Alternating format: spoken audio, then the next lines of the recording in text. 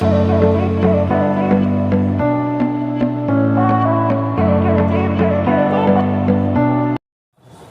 बच्चों, हमने ये तो जान लिया कि किस केस में स्लाइडिंग होगी और किस केस में प्योर रोलिंग होगी। जैसे मान लो हमने आपको बताया था ये स्मूथ सरफेस है। कैसा सरफेस है? स्मूथ। इस पे एक स्फेयर को रखोगे तो ऑब्वियस सी बात है उसमें रोलिंग तो नहीं होगी, बिल्कुल स्लाइड करते हुए नीचे आ जाएगा, घूमेगा नहीं, क्योंकि फ्रिक्शन नहीं है। और फ्रिक्शन क्या करता है? घूमने में मदद करता है। अच्छा, मान लो यहाँ पर एक स्फेयर है और रफ सरफेस पे रखा हुआ है। किस पे रखा हुआ है? रफ सरफेस पे। तो अब ऑब्वियस सी बात है, रफ सरफेस है तो फ्रिक्शन लगेगा, और फ्रिक्शन घुमाएगा तो बॉडी कैसे आएगी? प्योर रोलिंग करते हुए नीचे आएगी। तो ये हमको थोड़ा थोड़ा आइडिया लग गया। अगर हमसे पूछा जा रहा है कि बॉडी जैसे नीचे आ रही है तो जब यहाँ पहुँच रही है तो इसकी वेलोसिटी क्या होगी? बॉडी की वेलोसिटी क्या होगी? तो आमतौर पर बच्चों को लगता है कि सर वेलोसिटी तो सेम ही होनी चाहिए, क्योंकि स्लाइडिंग यहाँ स्मूथ सरफेस है। स्मूथ सरफेस मतलब फ्रिक्शन नहीं है, फ्रिक्शन नहीं है, और फ्रिक्शन नहीं है तो रुकेगी नहीं बॉडी, रुकेगी नहीं तो अच्छी खासी वेलोसिटी से बॉडी नीचे आएगी। और यहाँ बच्चे कह रहे हैं कि सर प्योर रोलिंग है, प्योर रोलिंग में भी फ्रिक्शन नहीं लगता है, या लगता भी है तो वो एनर्जी लॉस नहीं करता है। देखो बच्चे, हमेशा ध्यान रखना, जब फ्रिक्शन लगता है, रोलिंग में मदद कराता है, तो फ्रिक्शन हेल्पफुल होता है। क्या करता है? हेल्प करता है, एनर्जी कंज्यूम नहीं करता है, आइडियल केस में देखा जाए तो। कई बार बच्चे कहते हैं सर फ्रिक्शन लग रहा है, फ्रिक्शन, यहाँ अजीब केस है, रोलिंग के केस में फ्रिक्शन उल्टा हेल्प करता है, एनर्जी लॉस नहीं करता है, उल्टा। अब तो यहाँ आप सोचोगे कि यहाँ पे भी एनर्जी लॉस नहीं हो रहा, तो वेलोसिटी क्या होनी चाहिए? सेम। थोड़ा सा बच्चे इसका कॉन्सेप्ट अलग है। एनर्जी आपको निकालनी है यहाँ पर, या वेलोसिटी निकालनी है बॉटम पे। कहाँ? बॉटम पे वेलोसिटी। जैसे बॉडी नीचे आ रही है, यहाँ वेलोसिटी क्या होगी, या यहाँ वेलोसिटी क्या होगी? तो इसके लिए एनर्जी कंजर्वेशन यूज़ करते हैं। एनर्जी कंजर्वेशन कैसे?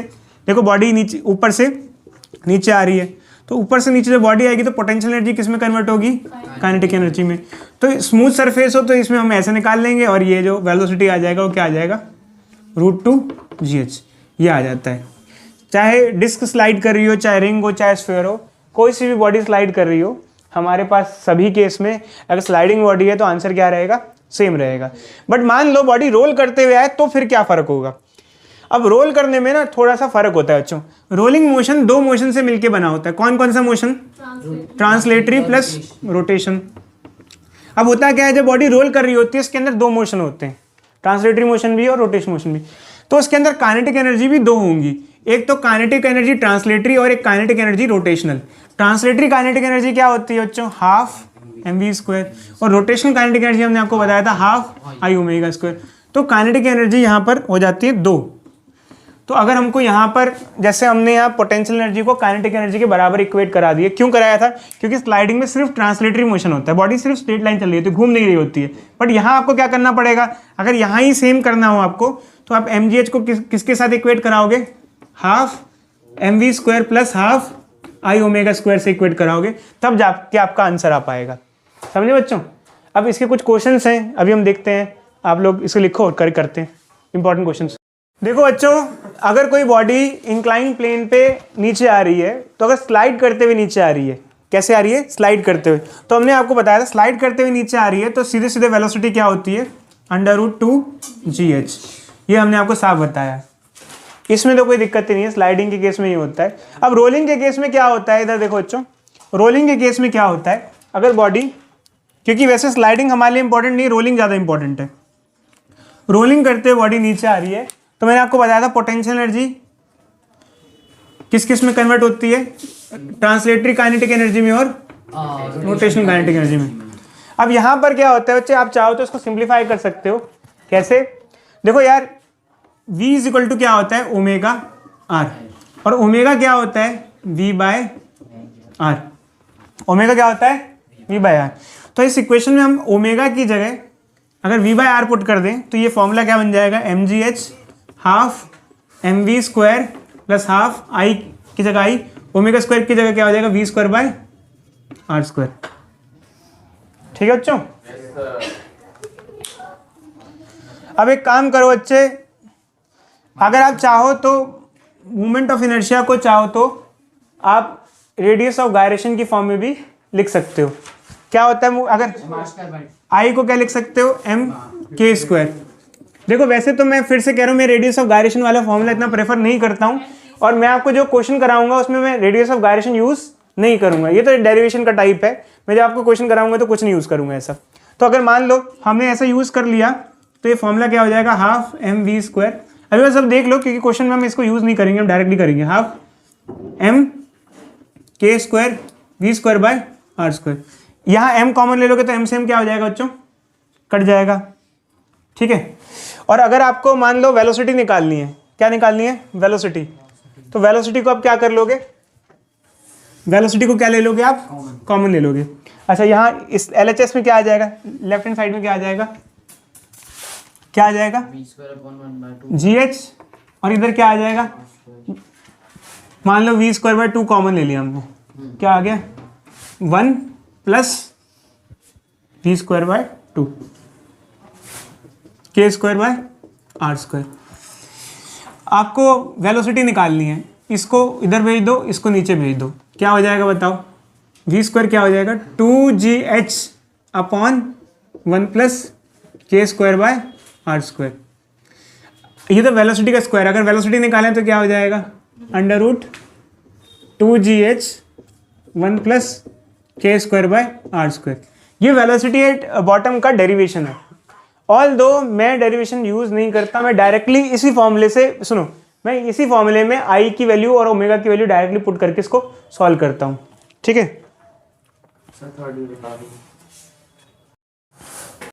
देखो बच्चों, हमको एक क्वेश्चन दिया हुआ है, इसके अंदर 3 केसेस दे रखे हैं और पूछा गया है कि जो बॉडीज़ हैं जब वो नीचे आएंगी तो कुछ वेलोसिटी गेन करेंगी, और जब वेलोसिटी गेन करेंगी तो उनकी वेलोसिटी को कंपेयर करना है। जैसे फर्स्ट केस देखो, फर्स्ट केस में डिस्क है और ये रिंग है, दोनों को हमने स्मूथ सरफेस पे रखा है, जब ये नीचे आएंगी तो इनकी वेलोसिटीज को कंपेयर करना है। सेकंड केस में क्या दिया हुआ है, एक डिस्क है एक रिंग है, दोनों रफ सरफेस पे रखी हैं, जब बताते हैं अच्छी, इधर देखो ना, जब दोनों नीचे आएंगी तो इनकी वेलोसिटीज को कंपेयर करना है। और ऐसे ही तीसरे केस में एक रिंग है और ये भी रिंग है, बट एक स्मूथ सरफेस पे रखी हुई है, एक रफ सरफेस पे रखी है, जब ये नीचे आएंगे तो इनकी वेलोसिटी को कंपेयर करना है। तो सबसे पहला जो केस है इसमें क्या है, डिस्क और रिंग दोनों ही किस सरफेस पे रखी है, स्मूथ सरफेस पे। स्मूथ सरफेस पे बच्चों कोई फर्क नहीं पड़ता, स्मूथ सरफेस पे वेलोसिटी एट बॉटम क्या होता है, √2gh। क्या ये किसी मास पे, शेप पे डिपेंड कर रहा है, नहीं करता। तो स्मूथ सरफेस में चाहे रिंग हो, चाहे डिस्क हो, चाहे स्फेयर हो, चाहे मास ज़्यादा हो कम हो, कोई भी फैक्टर हो, सभी की वेलोसिटी क्या होगी, सेम होगी। और अगर रेशियो निकालोगे तो क्या आएगा, 1:1 आएगा, कोई फर्क देखने को नहीं मिलता है, शेप साइज वगैरह पे कोई फर्क देखने को नहीं मिलता है। बट अगर हम देखें सेकंड केस में क्या है, एक डिस्क है और एक रिंग है, ये रफ सरफेस पे रखी हुई है, तो यहाँ फर्क देखने को मिलेगा, क्योंकि यहाँ पर तो सिर्फ स्लाइडिंग हो रही थी, यहाँ पे क्या होगा, रोलिंग होगी। और रोलिंग होगी तो क्या होगा बच्चों, पोटेंशियल एनर्जी किस में कन्वर्ट होगी, पोटेंशियल एनर्जी ट्रांसलेटरी काइनेटिक और रोटेशनल काइनेटिक। अब देखो, जैसे मान लो आप यहाँ पर इसको सॉल्व करते हो तो यहाँ पे आपको डिस्क के लिए जब सॉल्व करोगे और रिंग के लिए सॉल्व करोगे तो एक फर्क हो जाएगा, डिस्क और रिंग का आई क्या होगा, अलग अलग होगा। अब जैसे मान लो हम निकालते हैं जल्दी से, तो मैं कर रहा हूँ बच्चों, पूरा बोर्ड पे फोकस रखना जल्दी। mgh = half mv²। सबसे पहले मैं डिस्क के लिए कर रहा हूँ, डिस्क के लिए कर रहा हूँ, तो डिस्क के लिए क्या हो जाएगा, half movement of inertia of disc क्या होता है, mr²/2। ओमेगा क्या होता है, ओमेगा होता है v by R, omega square क्या होगा, v² by R square, R square से आर स्क्वायर कट जाएगा। mgh किसके बराबर आएगा, mgh क्या आ जाएगा, हाफ mv² प्लस 1/4। ये क्या हो जाएगा, हाफ mv² प्लस 1/4 mv², क्या हो जाएगा ये 3/4 mv² आ जाएगा। और यहाँ से m से m कैंसिल हो जाएगा, तो v क्या आ जाएगा, 4/3 gh आ जाएगा। ये किसके लिए आएगा, ये डिस्क के लिए आएगा। तो आप देख रहे हो यहाँ पर क्या हुआ, स्लाइडिंग के केस में क्या हुआ, स्लाइडिंग के केस में जो होगा वो डिफरेंट हो जाएगा, क्योंकि स्लाइडिंग के केस में मूवमेंट ऑफ इनर्शिया आ जाएगा, क्या आ जाएगा, मूवमेंट ऑफ इनर्शिया। अगर यही हम किसके लिए करें, रिंग के लिए करें, तो रिंग के लिए यहाँ पर mr²/2 नहीं आएगा, यहाँ रिंग के लिए क्या आएगा, mr² आएगा, क्या आएगा, mr²। और रिंग के लिए जब हम सॉल्व करेंगे, मैं खुद ही डायरेक्टली बता देता हूँ बच्चों, आप लोग जब सॉल्व करोगे तो कर लेना आराम से। रिंग के लिए क्या होगा, यहाँ पे mr² आएगा, तो ये क्या हो जाएगा, mgh = half mv² plus half mv² हो जाएगा, और v क्या आ जाएगा, √gh आ जाएगा। मतलब वेलोसिटी दोनों की क्या होंगी, अलग अलग होंगी, डिस्क के लिए ये होगी और रिंग के लिए ये होगी। तो अब देखो जी कैसे आया, मैं बता रहा हूँ, ये आपको ना, आपको कुछ नहीं करना है, आपको 2 काम करने हैं। जिसका भी पूछा जाए, रिंग का, डिस्क का, स्फीयर का, उसकी आई की वैल्यू पुट कर दोगे, पता है ना डिस्क रिंग, और ओमेगा स्क्वायर की जगह क्या पुट करोगे, V square by R square. अब आपको खुद निकालना है, रिंग के लिए निकालो, डिस्क के लिए निकालो, स्फीयर के लिए निकालो, सिलेंडर के लिए निकालो, जो भी पूछा जाए। Half M V square plus half M V square देख लेना, मुझे चेक कर लेना, मेरे हिसाब से तो यही आ रहा है, आप लोग चेक कर लेना, ठीक है। अब ये हो गया किसके लिए, रिंग के लिए हो गया। अब देखो अच्छे, एक मिनट रुक जाओ, अब यहाँ पर अगर देखो तो रुक जाओ अच्छे, इधर तो देखो, यहाँ अगर आप देखो तो यहाँ दोनों का जो रेशियो है वो सेम नहीं आएगा, और रेशियो निकालोगे तो क्या रेशियो बनेगा दोनों का, बताओ, डिस्क और रिंग का 4/3 ये रेशियो मिलेगा हमको। अब यहाँ पर इस केस में तो अगर रफ सरफेस हो तो दोनों की वेलोसिटी बॉटम पे सेम नहीं होगी, स्मूथ हो तो सेम होगी। तीसरा केस क्या है, दोनों केस में क्या है, रिंग है, एक केस में स्मूथ है, एक केस में रफ है। तो स्मूथ के केस में तो हमने आपको बताया था वेलोसिटी एट बॉटम क्या होता है, √2gh होता है, और रफ के केस में क्या आता है, वेलोसिटी एट बॉटम √gh। तो यहाँ पे भी वेलोसिटी डिफर आएगी, और क्या रेशियो आएगा, √2:1 आएगा। तो एक बार इसको अच्छे से खुद ट्राई कर लेना। देखो बच्चों, जब हम लोग वेलोसिटी एट बॉटम पढ़ते हैं तो उसके बाद हम एक्सेलरेशन ऑन इंक्लाइन प्लेन पढ़ते हैं। अब एग्जामिनेशन में किस टाइप के क्वेश्चंस आते हैं इस टॉपिक के हम आपको बताते हैं, फिर हम आपको बताएंगे है क्या। जैसे मान लो एक इंक्लाइन प्लेन है, मान लो ये डिस्क है मान लो, और अगर इसी पे स्फीयर रखें, क्या रखें, स्फीयर, और हमसे कोई पूछ रहा है कि इनमें से कौन सा पहले नीचे आएगा, कौन सा पहले नीचे आएगा, और ये रफ सरफेस है। कैसा सरफेस है, रफ। तो इसके लिए हम क्या करें, तो अब होता क्या है, देखो अच्छा, अगर ये स्मूथ सरफेस होता, क्या होता, स्मूथ, इधर देखो देवाशीष, अगर ये कैसा सरफेस होता, स्मूथ, तो स्मूथ सरफेस पे हर चीज स्लिप करते हुए आती है, रोल करते हुए नीचे नहीं आती है। अब जब स्मूथ सरफेस होता है, इधर देखो अच्छी, जब चीज़ें स्लिप करती हैं तो सभी की वेलोसिटीज क्या रहती हैं, सेम रहती है, और सभी के एक्सेलरेशन क्या होते हैं, सेम होते हैं। बट अगर रफ सरफेस होता है तो चीज़ें रोल करते हुए नीचे आती हैं, चाहे डिस्क हो, चाहे रिंग हो, चाहे स्फीयर हो, और जब वो रोल करती हैं तो शेप पे डिपेंड करता है कि उसकी शेप क्या है, कि उसकी नीचे वेलोसिटी और एक्सेलरेशन क्या होगा। जैसे मान लो ये बॉडी आ रही है, तो अगर ये स्लिप करते हुए आती, रोल ना करती, तो दोनों ही बॉडी होती, चाहे डिस्क होती चाहे स्फीयर होती, उनकी एक्सेलरेशन और उनकी वेलोसिटी बॉटम पे क्या रहती, सेम रहती। बट अगर ये रोलिंग मोशन है, अगर ये रफ सरफेस है, तो ऐसे केस में शेप पे डिपेंड करता है। किस पे डिपेंड करता है, शेप पे। अब मान लो देखो स्फीयर अलग चीज़ हो जाती है और डिस्क अलग चीज़ हो जाती है, तो दोनों की एक्सेलरेशन अलग अलग है। मान लो किसी की एक की एक्सेलरेशन ज़्यादा है, तो जिसकी एक्सेलरेशन ज़्यादा होगी तो उसको टाइम कम लगेगा या ज़्यादा लगेगा, जिसकी एक्सेलरेशन ज़्यादा होगी उसका टाइम क्या लगेगा, कम लगेगा। तो बेसिकली हमको मेनली जैसे क्वेश्चन एग्जामिनेशन में पूछता है या जैसे एंट्रेंस में पूछा जाता है कि एक इंक्लाइन प्लेन है, उसका एक गिवन एंगल ऑफ इंक्लिनेशन है, कुछ एंगल ऑफ इंक्लिनेशन दे रखा है, और हमने उस पर दो चीज़ों को प्लेस किया, डिस्क और स्फीयर को, बताओ कौन पहले आएगा। या दो से ज़्यादा चीज़ों को कंपेयर करवा रहे हैं, डिस्क, रिंग, स्फीयर, या दो चार चीज़ों को, सिलेंडर वगैरह को भी कंपेयर करा रहे हैं, तो हमको चेक करना पड़ता है कि एक्सेलरेशन क्या किसकी कितनी है। जिसकी एक्सेलरेशन ज़्यादा होगी वो पहले आएगा, क्योंकि ज़्यादा तेज़ी से एक्सेलरेट करें तो टाइम क्या लगेगा, कम लगेगा। अब रही बात ये कि ठीक है एक्सेलरेशन निकालनी है, तो एक्सेलरेशन कैसे निकालें, क्या फॉर्मूला हो। हमने वेलोसिटी का तो फॉर्मूला आपको बता दिया था, वेलोसिटी निकालने के लिए तो बहुत बेसिक था, एनर्जी कंजर्वेशन का हम इस्तेमाल कर रहे थे। बट एक्सेलरेशन के लिए क्या होता है बच्चे, एक्सेलरेशन के लिए हमें फोर्सेस स्टडी करने पड़ते हैं। क्या स्टडी करने पड़ते हैं, फोर्स। देखो अच्छा ये सरफेस कैसा है, रफ, तो अब यहाँ पर कौन कौन से फोर्स लगेंगे। एक तो देखो अच्छा mg sin थीटा तो लगेगा ही लगेगा। अब ये जो mg sin थीटा है, ये हमने 5th चैप्टर में पढ़ा था कि कोई भी बॉडी जब इंक्लाइन प्लेन पे होती है, कहाँ पे होती है, इंक्लाइन, तो उस पर डाउनवर्ड फोर्स लगता है। इधर देखो अच्छी mg sin थीटा, ये तो हमको 5th चैप्टर से पता ही पता है। अब ये सरफेस रफ है, कैसा सरफेस है, रफ, तो रफ सरफेस होने की वजह से एक फ्रिक्शन फोर्स भी उस पर लगेगा। देखो अच्छा होता क्या है कि हमने ये देख लिया कि इस पर क्या क्या फोर्स लग रहे हैं। अब जब ये जो मोशन है, कैसा मोशन है, रोलिंग। रोलिंग मोशन में दो मोशन होते हैं, एक तो ट्रांसलेटरी होता है और एक क्या होता है, रोटेशन। क्योंकि रोलिंग मोशन में दोनों ही मोशन शामिल है, ट्रांसलेटरी और रोटेशनल, तो हमें दो अलग अलग इक्वेशन बनानी पड़ती है, एक फोर्स की बनानी पड़ती है और एक टॉर्क की बनानी पड़ती है। फोर्स की क्यों, क्योंकि इसका मोशन ट्रांसलेटरी है, और टॉर्क की क्यों, क्योंकि इसके अंदर रोटेशन भी हो रहा है। अब ये जो कोई भी चीज़ रखी है, आपने स्फीयर रखा है, डिस्क रखा है, ये नीचे भी आ रही है और घूमते घूमते भी आ रही है। जो घूम रही है वो रोटेशन मोशन की वजह से है, और जो नीचे आ रही है वो कौन सी वजह से? ट्रांसलेटिव। तो दो इक्वेशन बनाएंगे, एक फोर्स की और एक टॉर्क की। और हमेशा मैं फिर से कह रहा हूँ, ध्यान रखना, जब कभी रोलिंग मोशन हो, कौन सा मोशन हो? रोलिंग। रोटेशन हो, सिर्फ रोटेशन हो तो टॉर्क की, सिर्फ ट्रांसलेटरी हो तो फोर्स की, और अगर रोलिंग हो तो दोनों इक्वेशन चाहिए होती है, फोर्स एंड टॉर्क। अब ये फोर्स एंड टॉर्क की इक्वेशन का क्या मतलब हुआ, बिल्कुल बताते हैं। देखो अच्छा, जैसे मान लो हम ये कह रहे हैं कि अभी ये बॉडी है, इस पर कौन कौन से फोर्स लग रहे हैं, तो आप कहोगे सर इस पर ये दोनों फोर्स लग रहे हैं। खैर इसके अलावा भी लग रहे होंगे, mg cos थीटा और नॉर्मल रिएक्शन वगैरह भी लग रहा होगा, बट हम लोग बाकी फोर्स को कंसिडर नहीं कर रहे। हम लोग वो फोर्स लेते हैं जो अलॉन्ग इंक्लाइन प्लेन है, अलॉन्ग मतलब इंक्लाइन प्लेन की डायरेक्शन में। तो mg sin थीटा नीचे ले जा रहा है और फ्रिक्शन क्या कर रहा है? उसको रोक रहा है। अच्छा, कौन सा फोर्स बड़ा होगा, कौन सा छोटा होगा? mg sin थीटा, क्योंकि ऑब्वियसली बात है बॉडी नीचे आ ही रही है, हम आपको बता रहे हैं बॉडी नीचे आ रही है, तो मैंने आपको बता ही दिया बॉडी नीचे आ रही है, तो इसका मतलब कि mg sin थीटा बड़ा होगा। तो नेट फोर्स निकालेंगे तो नेट फोर्स क्या आ जाएगा बच्चे बताओ? नेट फोर्स क्या हो जाएगा? mg sin theta minus friction, ठीक है। नेट फोर्स क्या होता है? Mass into acceleration, mg sin theta minus friction, ठीक है बच्चों। एक इक्वेशन ये आ गई हमारी। ये इक्वेशन किसकी आई हमारी? फोर्स की। अब हम निकालते हैं टॉर्क की।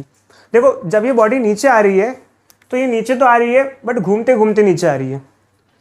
घूमने के लिए इसको रोटेशन मिल रही है कहीं से, रोटेशन मिलने के लिए कोई ना कोई फोर्स होना चाहिए, कोई फोर्स उसको घुमा रहा होगा। तो अब मेरा क्वेश्चन ये बच्चे, देवाशीष ये बताओ बच्चे, इस पे दो फोर्स लग रहे हैं, mg sin थीटा लग रहा है और एक फ्रिक्शन लग रहा है। क्या ये वाला फोर्स इसको घुमा सकता है, या ये वाला कौन सा फोर्स इसको घुमाने का काम करेगा? और चलो बच्चे वेरी गुड, ये बच्चा कह रहा है सर इसमें फ्रिक्शन इसको घुमाएगा और mg sin थीटा नहीं घुमा पाएगा। क्यों नहीं घुमा, mg sin थीटा क्यों नहीं घुमा पाएगा बच्चे? नहीं, फोर्स देखो, अगर फोर्स लग रहा है किसी बॉडी पे, देखो फोर्स टर्निंग इफेक्ट प्रोड्यूस कर सकता है। देखो बच्चों, सर वो फ्रिक्शन ना टॉर्क प्रोड्यूस कर रहा है। हाँ, तो ये फ्रिक्शन टॉर्क प्रोड्यूस कर रहा है बट ये टॉर्क प्रोड्यूस नहीं कर पा रहा। देखो अगर रोटेशन हो रही है तो कोई, देखो दो फोर्स हैं, इनमें से कोई फोर्स टॉर्क प्रोड्यूस कर रहा है, वो घुमा रहा होगा। अब ये बच्चा कह रहा है, ये बच्चा भी कह रहा है सर फ्रिक्शन है जो घुमाने का काम करे, बट mg sin थीटा घुमाने का काम क्यों नहीं कर पा रहा? क्या प्रॉब्लम है उसके साथ? क्या वो नहीं घुमा सकता है? क्या कारण है बताओ? फोर्स है, फोर्स रोटेशन भी प्रोड्यूस कर सकता है, mg sin theta rotation produce क्यों नहीं कर पा रहा और फ्रिक्शन ही क्यों कर पा रहा है? चलो एक काम करते हैं, फॉर्मूले से देखते हैं। टॉर्क का फॉर्मूला क्या होता है? RF sin phi. ये दोनों फोर्स लग रहे हैं। अब मैंने कहा, आप लोगों ने कहा कि सर ये वाला टॉर्क प्रोड्यूस करेगा, ये वाला नहीं करेगा, ठीक है। ये वाला क्यों नहीं करेगा? उसका कारण ये है, देखो पॉइंट ऑफ रोटेशन क्या है, इस पॉइंट के अबाउट बॉडी घूम रही है। जैसे टायर घूमता है तो उसका पॉइंट ऑफ रोटेशन क्या होता है? ये होता है, ठीक है। अब mg sin थीटा इसी पॉइंट पे लग रहा है, और जबकि फ्रिक्शन किधर लग रहा है? इधर लग रहा है। जब हम लोग टॉर्क निकालते हैं तो टॉर्क होता है RF sin फाई, और जिसमें जो R होता है वो डिस्टेंस होता है किस किस के बीच का? जिस पॉइंट, जो पॉइंट ऑफ रोटेशन है और जो पॉइंट ऑफ फोर्स है उसके बीच की दूरी। देखो अगर हम फ्रिक्शन की बात करें तो ये एक्सिस ऑफ रोटेशन ये रहा, और इस पॉइंट पे फोर्स लग रहा है, तो ये दूरी क्या होगी? ये होगी, रेडियस के बराबर होगी। बट इस केस में, कौन से वाले केस में? mg sin थीटा में यही एक्सिस ऑफ रोटेशन है, और एक्सिस ऑफ रोटेशन पे क्या लग रहा है? फोर्स लग रहा है, तो रेडियस क्या हो जाएगा? 0 हो जाएगा। ये कुछ इस प्रकार है कि जैसे मान लो अगर पंखा है, हमारे घर में पंखा है, तो पंखे को अगर घुमाना है तो आप पंखुड़ी के किनारे पे फोर्स लगाना प्रेफर करोगे। क्यों करोगे? पंखुड़ी के किनारे पे फोर्स लगाना क्यों प्रेफर करोगे? क्योंकि ये एक्सिस ऑफ रोटेशन होता है, और आप फोर्स यहाँ लगाते हो ताकि रेडियस क्या हो? ज़्यादा हो। रेडियस क्या होता है? एक्सिस ऑफ रोटेशन और पॉइंट ऑफ, जिस पॉइंट पे फोर्स लगा रहे हैं उसकी दूरी। एक्सिस ऑफ रोटेशन ये रहा, और इस पॉइंट पे फोर्स लगा रहे हैं, ये रेडियस होगा। अब यहाँ पर क्या है? यही एक्सिस ऑफ रोटेशन है, और इसी पॉइंट पे आप क्या लगा रहे हो? फोर्स लगा रहे हो, तो रेडियस क्या हो जाएगा? 0 हो जाएगा। तो mg sin theta torque produce नहीं कर सकता, बिकॉज टॉर्क क्या हो जाएगा? 0। आपको अगर पंखे को घुमाना है या दरवाजे को खोलना है या बंद करना है, तो जितना किनारे से दूरी से फोर्स लगाओगे, मतलब जो पॉइंट ऑफ रोटेशन है, जितना किनारे से ज़्यादा दूरी से फोर्स लगाओगे उतना ज़्यादा बेहतर है। और अगर आप बिल्कुल रेडियस को कम करते जाओगे तो उतना बेकार कंडीशन है। तो यहाँ पर क्या है कि mg sin थीटा फोर्स लग तो रहा है, बट वो बिल्कुल पॉइंट एक्सिस ऑफ रोटेशन पे ही लग रहा है, और जो फोर्स एक्सिस ऑफ रोटेशन पे लगता है वो टॉर्क प्रोड्यूस नहीं कर पाता है। तो इसलिए ये टॉर्क प्रोड्यूस नहीं कर पाएगा, तो कौन सा फोर्स टॉर्क प्रोड्यूस करेगा? ये फ्रिक्शन। समझे बच्चे?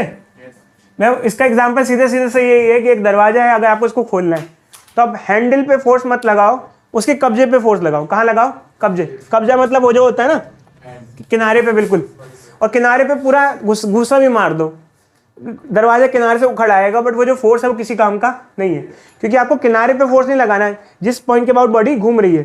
अब जैसे मान लो ये कॉपी है, देखो बच्चे, ये है, इधर देखो, ये एक्सिस ऑफ रोटेशन है, ठीक है।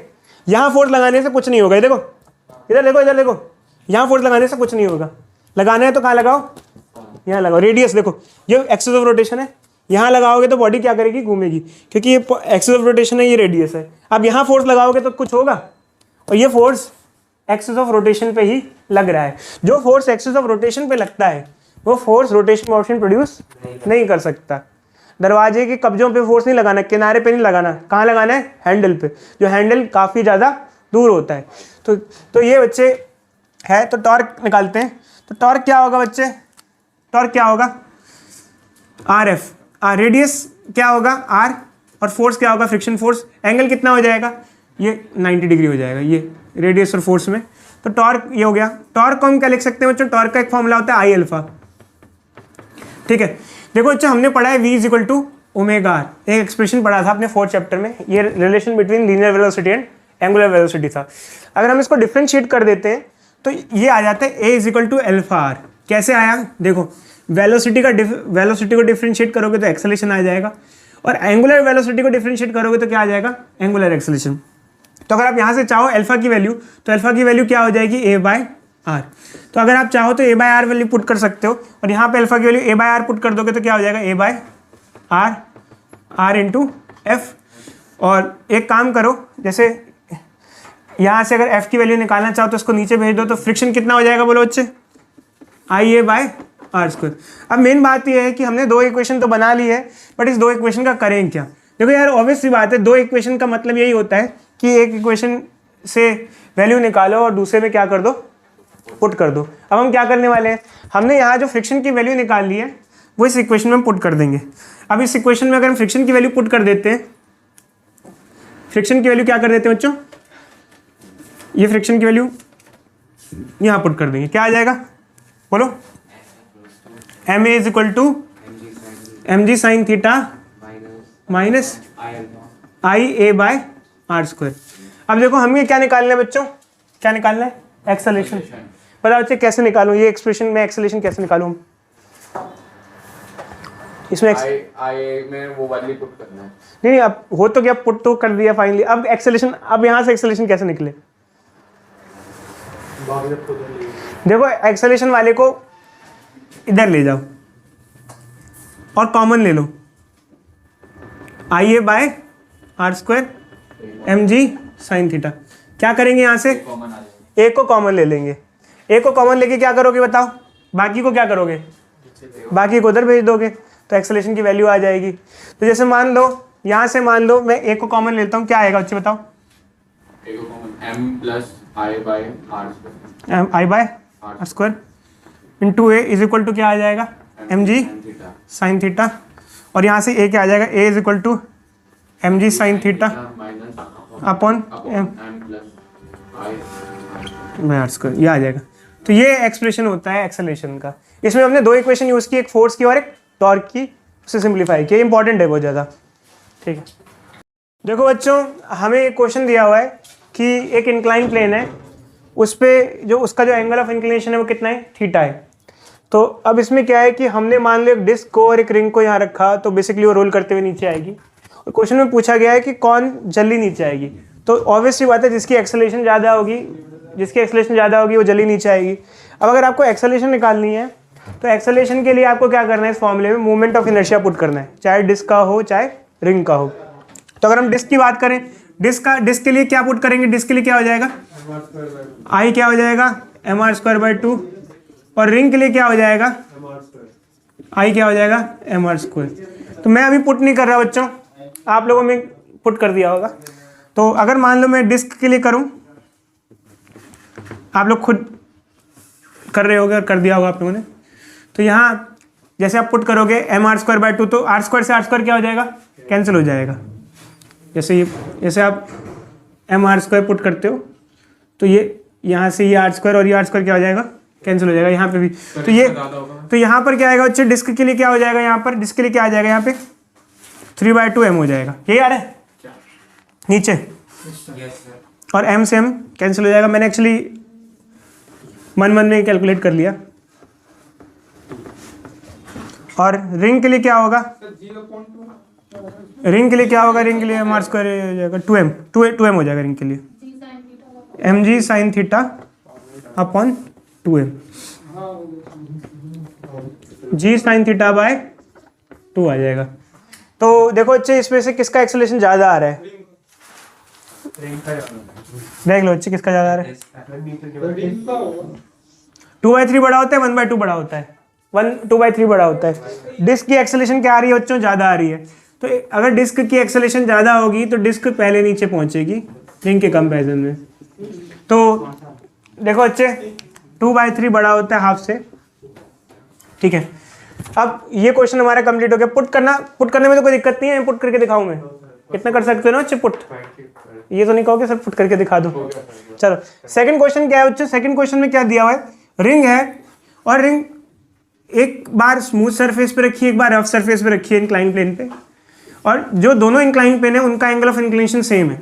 अच्छा रफ सरफेस पे स्मूथ सरफेस पे फर्क क्या होगा, ओमदी बताओ बच्चे।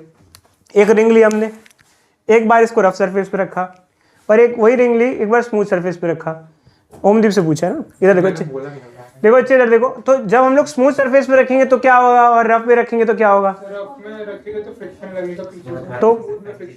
तो फिर फ्रिक्शन लगेगा तो क्या होगा। देखो बच्चों अगर स्मूथ सरफेस पे रखेंगे तो रोल नहीं करेगी, इधर अगर स्मूथ सरफेस पे रखेंगे तो वो रोल नहीं करेगी, और रफ पे रखेंगे तो वो रोल करेगी। तो इधर देखो भाई, अगर वो रोल करेगी तो ये फॉर्मूला लगेगा, और अगर रोल नहीं करेगी तो फिर क्या फॉर्मूला लगेगा, तो वो फॉर्मूला लगेगा जो हमने 5th चैप्टर में पढ़ा था। 5th चैप्टर में हम पढ़ते थे कि जैसे मान लो फ्रिक्शन नहीं है तो बॉडी पे सिर्फ क्या फोर्स लगता है। देखो अगर स्मूथ सरफेस है, स्मूथ का मतलब होता है फ्रिक्शनलेस मतलब सिर्फ क्या लगता है, mg sin थीटा। और अगर नेट फोर्स क्या लग रहा है, mg sin थीटा, सिर्फ mg sin थीटा लग रहा है। नेट फोर्स क्या होता है, मास इनटू एक्सेलरेशन।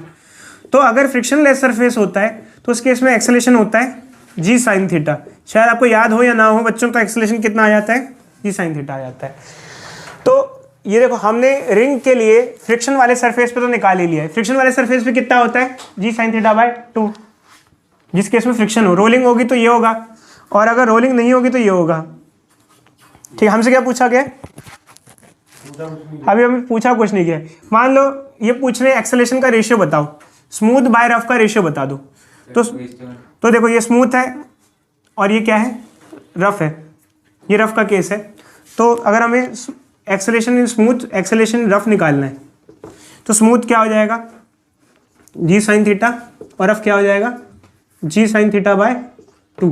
ये 2 ऊपर आ जाएगा तो क्या आ जाएगा बच्चों, 2/1। मतलब रफ में एक्सेलरेशन क्या होगी, कम होगी, क्योंकि रफ में बेसिकली घूमते घूमते आएगा तो स्लो हो जाएगा, और उसमें स्लाइड करते हुए आएगा तो जल्दी पहुंच जाएगा। तो ये है, ध्यान रखना, ठीक है बच्चों। बच्चों हमें एनसीईआरटी का एक क्वेश्चन दिया हुआ है कि एक बॉडी है, रोल करते करते इंक्लाइन प्लेन पे जा रही है, और पूछा है कि कितनी दूर तक जाएगी, और दूसरा पूछा है कितने टाइम में ऊपर जाएगी और वापस आएगी। अच्छा ये टाइम है, इधर देखो ये टाइम है यहाँ पर, वो किस चीज़ का टाइम है, कितने टाइम में रिटर्न होगी वापस, मतलब ऊपर भी जाएगी और वापस भी आएगी, पूरा रिटर्न जर्नी का टाइम है, आने और जाने का। चलो तो सबसे पहले ये करते हैं कितनी ऊपर जाएगी। अब हाउ फॉर विल गो में लोगों को लगेगा, तो एक काम करते हैं, देखो जब ये नीचे से ऊपर जा रही है तो काइनेटिक एनर्जी किस में कन्वर्ट हो रही है, पोटेंशियल में। अब इसकी 2 काइनेटिक एनर्जी है, एक ट्रांसलेटिव और एक रोटेशन, क्योंकि ये चल भी रही है और ये घूम भी रही है। हमने ठीक ऐसे ही आपको डेरिवेशन कराया था जिसमें बॉडी ऊपर से नीचे आ रही थी, अभी बढ़ाया था ना वेलोसिटी एट बॉटम वाला, बट उसमें ऊपर से नीचे आ रही थी, इसमें नीचे से ऊपर, कोई फर्क नहीं पड़ता है। बट यहाँ हमें क्या निकालना है, इनमें से हमें यहाँ निकालना है h, कितनी हाइट तक बॉडी जा रही है, समझ रहे हो बच्चों, हाउ फॉर हाइट। अब हाइट में भी आगे क्या करना है, सुनो बताएंगे बच्चे, आगे बताएंगे। टॉल नहीं पूछना चाहिए कितना नहीं नहीं, ठीक कह रहे हो बच्चे, आप ठीक कह रहे हो। अभी हम आगे बताएंगे। पहला मुद्दा है एच निकालना, उसके बाद आगे देखेंगे। देखो अब यहाँ पर क्या है, रोटेशनल काइनेटिक एनर्जी क्या होती है, हाफ आई ओमेगा स्क्वायर, और ट्रांसलेटरी काइनेटिक एनर्जी क्या होती है, हाफ एम वी स्क्वायर, और एम जी एच की जगह क्या आ जाता है, एम जी एच आ जाता है। अब सॉलिड सिलेंडर के लिए क्या होता है बच्चों, एम आर स्क्वायर बाय 2, ये क्या हो जाएगा, V square by R square, omega omega होता है V by R, omega square हो जाएगा V square by R square, half M V square M G H, ये कट जाएगा बच्चों, V square by 4 M V square by 4 plus M V square by 2 is equal to M G H, M से M cancel, 3v square by 4 is equal to G H. ठीक है, h क्या आ जाएगा हमारे पास, 3v square bye 4g, ये हमारा height आ जाएगा। इतनी हाइट तक बॉडी जा रही है। अब वैल्यूज पुट कर देते हैं भैया, वैल्यूज पुट करनी है तो भाई अगर वैल्यू चाहिए तो वैल्यू क्या आ जाएगा, 3v का स्क्वायर कितना है बच्चों, 5 का स्क्वायर, 5 का स्क्वायर क्या आ जाएगा 25, g को 10 ले लेते हैं 40, रुक जाओ बच्चे बता रहे हैं, इधर देखो 8 15 बाई 8,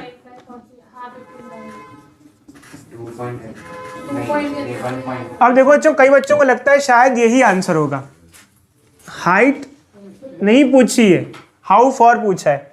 देखो हाइट पूछी है तो अच्छी बात है, हाउ फॉर मतलब जैसे यहाँ तक पहुंची बॉडी, तो हमने बेसिकली क्या निकाला, हाइट निकाल ली है। ये हमने क्या निकाला है, ये निकाला है, क्या निकाला है ये। अगर हाइट पूछे ये पूछे ठीक है, बट मान लो हमसे ये कह रहे हैं ये चाहिए, क्या चाहिए ये, तो ट्रिग्नोमेट्री लगा दो बच्चे, कैसी बात कर रहे हो, पाइथागोरस से नहीं निकलेगा बच्चे, पाइथागोरस से दोनों साइड चाहिए होती है। देखो ये अगर h है तो ये है, तो इसकी वैल्यू हमने हाइट, ये क्या है परपेंडिकुलर, परपेंडिकुलर को हमने h मान रखा है, हाइपोटेन्यूज को हमने निकालना है, हाइपोटेन्यूज को क्या मान लो x, तो कौन से फॉर्मूले में परपेंडिकुलर और हाइपोटेन्यूज आता है, कौन से फॉर्मूले में आता है, साइन थीटा में। साइन थीटा क्या होता है बच्चे, साइन थीटा क्या होता है बोलो, परपेंडिकुलर बाय हाइपोटेन्यूज। परपेंडिकुलर क्या मान रखा है हमने, परपेंडिकुलर को हमने क्या बोल रखा है h हाइट, और हाइपोटेन्यूज को हमने क्या मान लिया x, मान लो x चाहिए हमको, तो x चाहिए तो क्या आ जाएगा, x इक्वल टू क्या आ जाएगा h by sine theta. h कितना है हमारे पास 15/8, और साइन थीटा मतलब साइन कितना हो जाएगा, साइन कितना डिग्री है यहाँ, साइन 30, साइन 30 कितना होता है बच्चों 1/2, 15/8 1/2 कितना आ जाएगा बच्चे 30/8 को सिंप्लीफाई करेंगे तो 15/4 मीटर। तो देख लो बच्चों, हाइट पूछा तो हाइट निकाल लो, अगर ये पूछा तो ये कितना आ जाएगा 15/4। समझना, दोनों में अलग अलग चीज़ें, दोनों सेम नहीं है। आपने जो निकाला वो क्या निकाला है, आपने ये थोड़ी निकाला है, आपने क्या निकाला है, ये निकाला है, हाइट निकाली है। ये निकालने के लिए आपको क्या लगाना पड़ेगा, ट्रिग्नोमेट्री। कई बच्चे पूछते थे अपने 10th क्लास में, सर हाइट एंड डिस्टेंस का इस्तेमाल क्यों होता है। हाइट एंड डिस्टेंस का इस्तेमाल समझ में आ गया बच्चों, क्यों होता है, अब बाद में समझना बच्चे, इतना आसानी से तो समझाया हमने, ठीक है। तो ये 15/4 आ गया। अब पूछ रहा है कितना टाइम लगेगा। अब देखो टाइम लगेगा अगर पूछ रहा है तो उसके लिए आप basically 3 equation of motion use कर सकते हो। क्या यूज़ कर सकते हो, 3 equation of motion, S equal to U T plus half T square use कर सकते हो, या V equal to U plus A T use कर सकते हो बच्चों। तो बट उसके लिए क्या है, आपके पास क्या होना चाहिए, एक्सेलेरेशन होना चाहिए। क्या होना चाहिए, एक्सेलेरेशन। एक्सेलेरेशन है हमारे पास यहाँ पर, कैसे बताओगे, अगर टाइम निकालने किस प्रकार निकालोगे, बताओ जल्दी से किस प्रकार। अगर आपको टाइम निकालना है तो आपको 3 इक्वेशन ऑफ मोशन लगाना पड़ेगा, और 3 इक्वेशन ऑफ मोशन के लिए आप कुछ भी करो। देखो जैसे टाइम कौन कौन से फॉर्मूले में आता है, S equal to U T plus half T square में, और क्या आता है V equal to U plus. तो टाइम निकालना है तो एक्सेलेरेशन चाहिए ही चाहिए। एक्सेलेरेशन का फॉर्मूला क्या था हमारे पास, बोलो, M G sine theta M plus, ठीक है, एम जी साइन कितना डिग्री, 30 डिग्री कट जाएगा ना अच्छे। क्या डिस्क है, कौन सा है, mr square by 2 r square.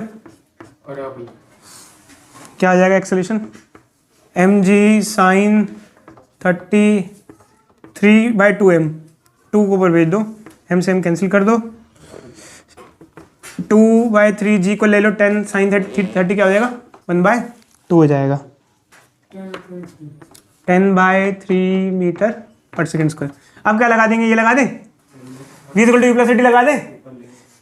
Top most point पे वेलोसिटी क्या होगी 0, इनिशियल वेलोसिटी कितनी है 5, एक्सेलरेशन कितना है, एक्सेलरेशन कितना है 10/3। पॉजिटिव लेंगे नेगेटिव लेंगे, नेगेटिव लेंगे, क्योंकि बॉडी नीचे से ऊपर जा रही है तो वो एक्सेलरेशन बेसिकली उसको क्या कर रहा है, नीचे की तरफ लग रहा है। तो -10/3 इंटू टी क्या आ जाएगा, 10/3 t इज इक्वल टू 5, रुक जाओ अच्छे बताते हैं, 2 माइनस कर लो। t क्या आ जाएगा 3/2 सेकेंड। तो एक साइड में 3/2 मतलब 1.5 सेकेंड, तो एक जाने में 1.5 और आने में 1.5, टोटल कितना हो जाएगा, 2 से मल्टीप्लाई करेंगे तो टोटल कितना लग जाएगा बोलो 3 सेकेंड। हाँ तो आएगा ही ना, सही है तो गलत करेंगे तो गलत आएगा।